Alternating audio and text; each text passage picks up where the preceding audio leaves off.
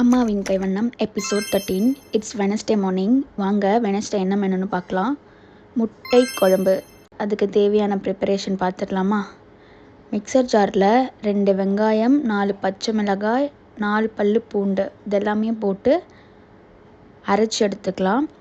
இப்போது oil heat ஆனதும் பிரியாணி மசாலா என்னெல்லாம் ஆட் பண்ணுவோமோ அதெல்லாம் ஆட் பண்ணிவிட்டு ஒரு ஆனியன் கட் பண்ணி ஆட் பண்ணி அது கூட கருவேப்பிலை, இஞ்சி பூண்டு பேஸ்ட் ஆட் பண்ணிக்கலாம்.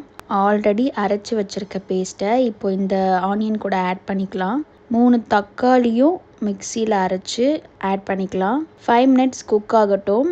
அந்த பச்சை ஸ்மெல்லாம் போனதும் 1/2 spoon Kashmiri chilli powder, 1/2 spoon chilli powder, மஞ்சள் தூள், சிக்கன் குழம்பு மசாலா 2 ஸ்பூன், 3 ஸ்பூன் வீட்டு சில்லி பவுடர் லைட்டாக தண்ணி ஆட் பண்ணி நல்லா குக் ஆனதும் இது கூடவே தேவையான அளவு கல்லுப்பு ஆட் பண்ணிக்கலாம். அரை முடி தேங்காய் தண்ணி விட்டு அரைச்சி இந்த குழம்புல ஃபில்ட்ரு பண்ணி ஆட் பண்ணிக்கலாம்.